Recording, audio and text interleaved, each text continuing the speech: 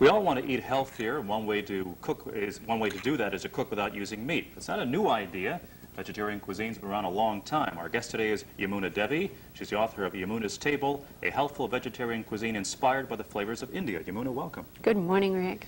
First of all, again, vegetarian cooking and a lifestyle is really quite old, isn't it? Ancient. Thousands of years. Thousands. India is the largest living vegetarian culture on the planet. 82%, 680 million vegetarians in one place.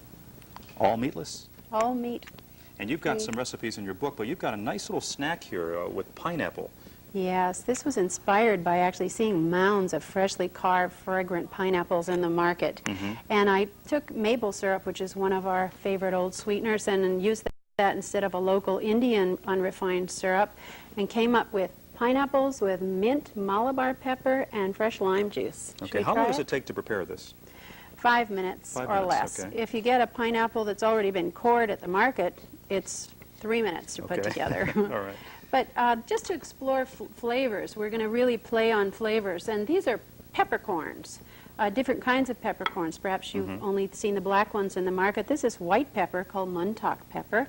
And these are red peppercorns and freeze-dried green ones. These are supermarket black.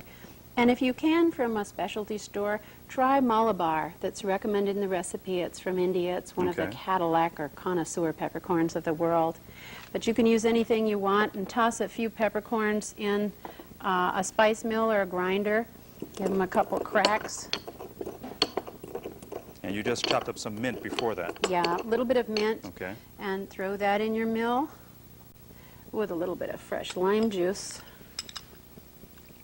And this could be a dessert, could be a snack? A dessert, a snack, whatever you will, and the maple syrup. And work on that for just about a minute or so, and you'll come up with a mixture that looks like this. Okay. Now, most people think of Indian food as rather hot, with the curry and everything else in there. Is it always that way?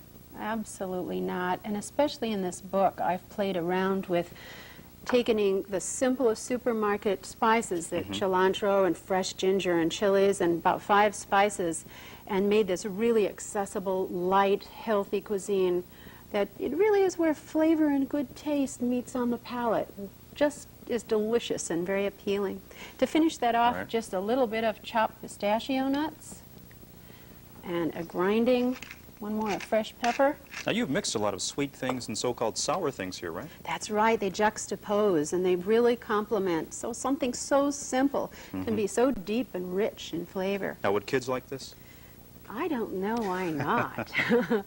And you can or cannot do herb salt. In the books, I do a lot of herb salt to cut back on salt, but in India, they give that a try. Would you like to take a sample and see what you think? Here's a little bite But most for people you. think of vegetarian food as something that's kind of exotic and kind of strange, and you've just shown us that you can take some very simple ingredients and make something rather tasty, right? Vegetables are so beautiful now. There's so much available, vegetables and fruits in the market. This is juicy, too. Isn't it juicy? Yeah. And this is a make ahead, so you don't even if you want to do this a couple hours ahead, all the flavors will merge and intensify and become even richer and deeper. Let's talk about your book a minute. You've got almost 200 recipes in here? Yeah, this is 200 really from start to finish, appetizers right through desserts, calling on a lot of ethnic cuisines, my own personal tastes, but inspired by some of the beautiful flavor combinations of India for the American table. Right. Now, we tend to go for milder food, of course. Absolutely, so do I. So you've geared this toward our palates. Oh, absolutely. You can, of course, add chilies and heat. I use as flavor enhancers like I would salt and pepper or lime juice. It is not for heat. It's for flavor. And some of the chilies that are available now in the markets have chocolate overtones or smoky overtones, really high flavor peppers. Now, is it expensive to get into this kind of cooking? So inexpensive. In fact, you'll save a lot of money in the supermarket when you go to these dishes. We'd like to hear that. Wonderful. Yamuna, thank you for joining us. What a pleasure, Rick. Okay, nice meeting you.